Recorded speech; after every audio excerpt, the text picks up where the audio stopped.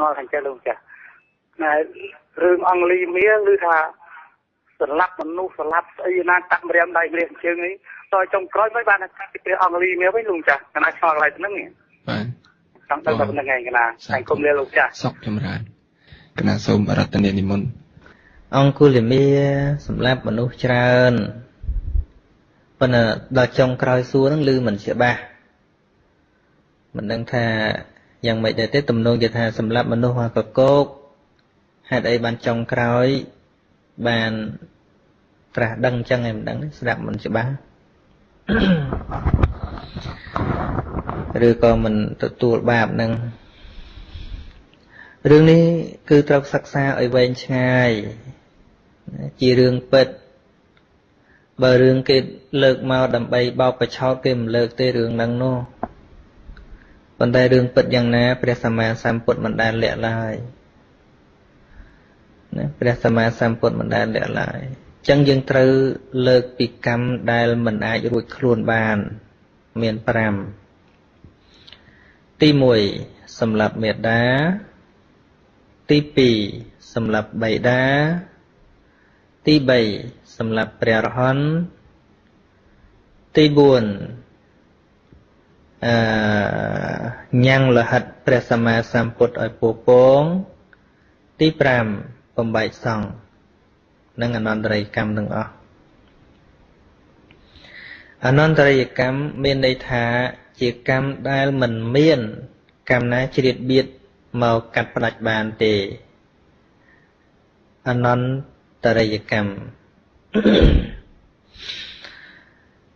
នឹងចឹងដូចជារឿងប្របាទអាជាតសតោចឹងលោកអត់បានសម្លាប់ច្រើនដោយអង្គុលីមាលទេតែលោកសម្លាប់ម្នាក់ចំណាគឺចំឪពុកបង្កើតរបស់ខ្លួនឯងហើយធ្វើបុណ្យក្នុងភាពជាក្រហោះនឹងច្រើនជាងអង្គុលីមាលឆ្ងាយណាស់ធ្វើជាមួយព្រះសម្មាសម្ពុទ្ធផងធ្វើឧបត្ថម្ភព្រះអរហន្តរាប់រយអង្គធ្វើសង្កេយនាអស់រយៈកាល3ខែផងទ្របនៅក្នុងព្រះរាជាឃ្លាំងជញ្ជូនឡើងស្បើយអស់ដើម្បីឧបត្ថម្ភសុទ្ធតែព្រះអរហន្តក៏ប៉ុន្តែមិនអាចរួចពីនរកបានមិនអាចសម្រេចគុណធម៌បានកម្មនេះជាកម្មរារាំងទាំងមគ្គផលទាំងកម្មជាកម្មរារាំងកំណើតសួរផង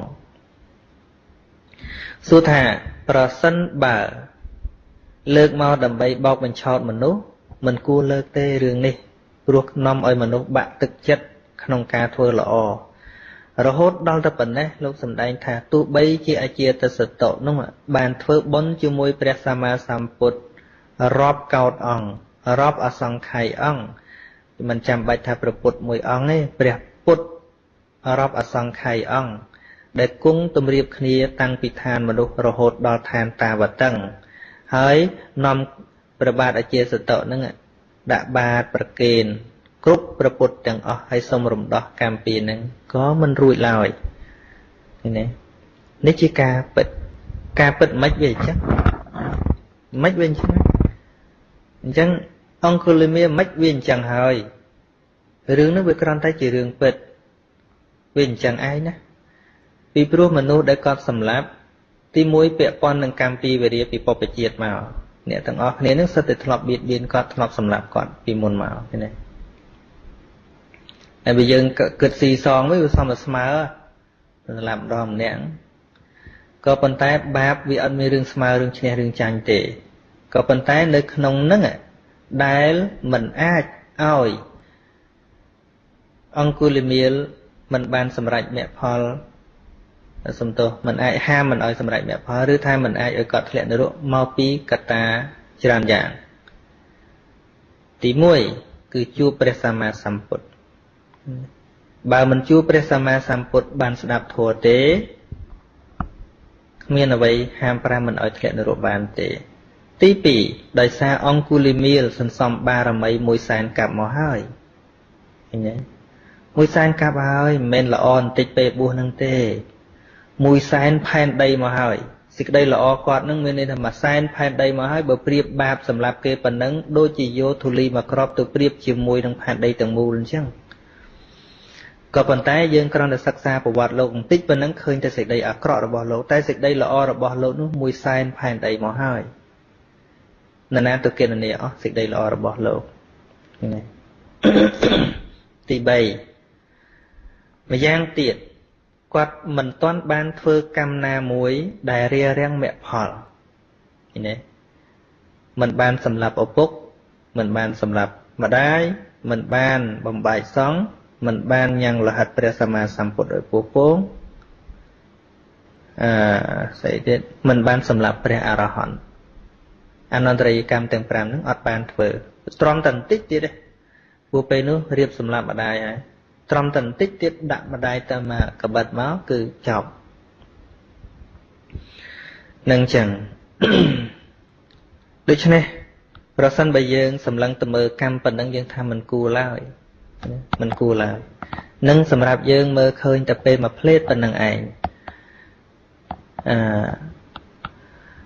យើងវិនិច្ឆ័យតែទៅលើអ្វីដែលយើងពិចារណាបានមួយផ្លេតប៉ុណ្ណឹងឯងប៉ុន្តែខ្សែជីវិតរបស់សត្វលោកនេះសង្សារវដ្តវែងឆ្ងាយបាទសង្សារវដ្តវែងឆ្ងាយអាត្មាឧទាហរណ៍មនុស្សម្នាក់ធ្លាប់ធ្វើជាមេកងពលពតសម្លាប់មនុស្សអស់ច្រើនមិនមែនតន់ស្លាប់អស់ទេណាអ្នកសម្លាប់មនុស្សអស់ច្រើនសម័យពលពតណាមិនតន់ស្លាប់អស់ទេអ្នកខ្លះក៏កំពុងមកធ្វើបន់ជាមួយយើងអ្នកខ្លះក៏កំពុងតែស្ដាប់អាត្មាទេសនឹងផងគាត់នឹកឃើញរឿងគាត់ផងមិនដឹងក៏ប៉ុន្តែគាត់បដូរស្រុកបដូរកន្លែងគាត់សាងល្អយើងក៏ស្រឡាញ់គាត់តាំងស្គាល់គាត់មកគាត់ជាមនុស្សល្អយើងមិនដែលដឹងថាគាត់អាក្រក់ទេប្រសិនបើ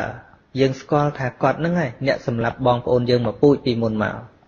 សួរតែយើងទទួលយកបានទេសេចក្តីល្អដែលគាត់ធ្វើឥឡូវហ្នឹងទទួលយកមិនបានទេប៉ុន្តែគ្រាន់តែយើងមិនបានដឹងអា4-10ឆ្នាំ20ឆ្នាំមុន30ឆ្នាំមុនដែលគាត់ធ្វើអាក្រក់នោះគាត់លាក់បាំងបាត់ណាយើងក៏ទទួលស្គាល់គាត់ថាគាត់ល្អឃើញទេនឹងផ្នែកគ្រាន់តែលើកឧទាហរណ៍ប្រៀបធៀបម្យ៉ាងទៀតមនុស្សដែលធ្វើល្អមួយជីវិតមកហើយធ្វើល្អច្រើនណាស់ប៉ុន្តែមកជួបយើងម្ដងគាត់ហ្នឹងក៏ធ្វើសេចក្តីអាក្រក់ដល់យើងតែម្ដងយើងក៏ខឹងគាត់នេះអាក្រក់ឆ្លើយដើរមើលមុខអញដើរគិះអញខឹងទៅមកខឹងយកមែនទេគាត់ក៏ដើរប៉ះបន្តិចអីទេហ៎ប៉ុន្តែបើយើងស្គាល់ប្រវត្តិគាត់ពីដើមថាគាត់ជាមនុស្សល្អជួយសង្គមច្រើនសេចក្តីអាក្រក់បន្តិចហ្នឹងមិនគួរលុបបោះគាត់ទេពីព្រោះប្រសិនបើដាស់តឿនគាត់អាចកែខ្លួនបានអញ្ចឹងគាត់អាចកែខ្លួនបានអ្នកធ្វើល្អយូរយ៉ាងហើយក៏មកធ្វើសេចក្តីអាក្រក់អញ្ចឹងបើគាត់កែខ្លួនវិញសេចក្តីល្អនោះជាប់មកទៀតអាក្រក់មកផ្លេតហ្នឹងត្រូវវិនិច្ឆ័យបាត់បង់ទៅវិញដូចអង្គុលីមីលហ្នឹងមិនមែនដោយសារតែជួបព្រះសម្មាសម្ពុទ្ធទេមិនហេតុតែប៉ុណ្្នឹងចឹងបានថាត្រូវលើកហេតុច្រើនយ៉ាងកត្តាសំខាន់បំផុតរបស់អង្គុលីមីលគឺការភ្ញាក់ខ្លួនណាគឺការភ្ញាក់ខ្លួនបូកផ្សំជាមួយនឹងបារមីមួយសែនកាប់មកបូកផ្សំជាមួយនឹងជួបសប្បុរសដូចជាព្រះសម្មាសម្ពុទ្ធកត្តាច្រើនយ៉ាងចឹងណា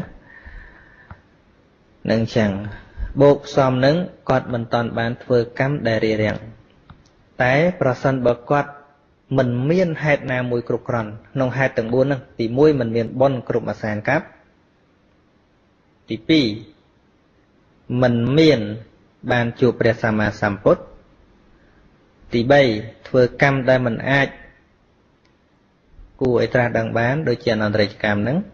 ទី4មិនបានជួបព្រះសម្មាសម្ពុទ្ធគឺមិនអាចគេចផុតទេឥឡូវ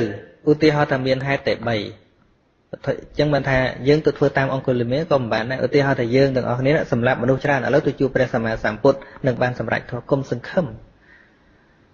ពីព្រោះវាហេតុខ្វះហេតុមួយប្រសិនបើបុណ្យរបស់យើងមិនតាន់គ្រប់មួយសែនកាប់ទេ ជួបព្រះសម្មាសម្ពុទ្ធទោះបីជាភ្ញាក់ខ្លួនក៏ដោយទោះបីជាបានស្ដាប់ភ្ញាក់ខ្លួនក៏ដោយភ្ញាក់ខ្លួនពេលហ្នឹងមិនធ្វើបាបពេលហ្នឹងឬថាអាចរួចពីបាបកម្មខ្លះសំទោសមិនមែនរួចទេគឺថាមានកម្មដតីហ្នឹងមានជាកុសលហ្នឹងចូលមកកាត់ផ្ដាច់ឬក៏ចូលមករារាំងអកុសលឲ្យគាត់ទៅកើតឋានសួគ៌ក៏ពិតមែនប៉ុន្តែមិនមែនឈប់ទេណានៅពេលដែលអស់អំណាចបុណ្យហ្នឹងចុះពីទេវតាមកវិញត្រូវទៅធ្លាក់នរកវិញដដែលគេព្យួរទោសទុកឧទាហរណ៍ដូចជានៅប្រទេសលោកអ្នកលោកខាងលិចឬក៏ប្រទេសអាមេរិកអីចឹងក្មេងដែលសម្លាប់មនុស្សក្រោមអាយុ16ឬក៏អាយុដែលគេឲ្យរៀនហ្នឹងគេអត់តន់ចាប់បញ្ចូលគុកទេគេឲ្យទៅរៀនសិនតែគេព្យួរទោសទុកនៅពេលដែលរៀនចប់ពេលណាល្មមពេញវ័យគេចាប់ដាក់គុក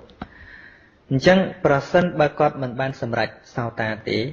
ពូជដែលឲ្យបដិសន្ធិនៅក្នុងអបាយភូមិនោះមិនតន់អស់ទេទោះបីជាគាត់ជួបព្រះសម្មាសម្ពុទ្ធទៅកើតឋានសួគ៌ក៏ដោយអស់អំណាចបុណ្យពេលណាគឺត្រូវតែជាប់ទោសធ្លាក់មកនរកវិញដដែលអញ្ចឹងហើយបានជាកម្មយើងសិក្សាទៅមានច្រើនប្រភេទមិនអាចនិយាយទៅធ្វើល្អបានល្អធ្វើអាក្រក់បានអាក្រក់មួយម៉ាត់ជាប់ប៉ុណ្ណឹងដោយមិនយល់ពីហេតុផលនោះទេកម្មវាមានឧបបិលកកម្មវាមានឧបធម្មកកម្មវាមានឧបឃាតកកម្មសោតាបត្តមៈនេះគឺជាឧបឃាតកកម្មកំចាត់បងនៅវិបាកក្នុងអបាយភូមិឃើញទេមានតែធัวទេដែលកើតឡើងមានតែធัวទេដែលតាំងនៅមានតែធัวទេដែលរលត់អញ្ចឹងបើនិយាយទៅដល់កម្មហើយអត់មានអង្គុលីមៀលទេបើនិយាយទៅដល់ហេតុផលហើយគឺមានហេតុតែហេតុនិងផលតែប៉ុណ្ណោះអត់មានបុគ្គលណាទាំងអស់ខ្សែជីវិតនេះមានតែហេតុនិងផលតែប៉ុណ្ណោះយេធម្មេហេតុបភវេទេសង្ហេតុងតថាគតោធัวទាំងឡាយកើតពីហេតុកាលណាជាប់នឹងបុគ្គលយើងវិនិច្ឆ័យទៅដល់ឫសគល់មិនបានទេអញ្ចឹងបានជាធម៌មានបញ្ញត្តិនិងបរមត្ថប៉ុណ្ណឹងចុះទុកឲ្យម្ចាស់សំណួរពិចារណាតទៅទៀត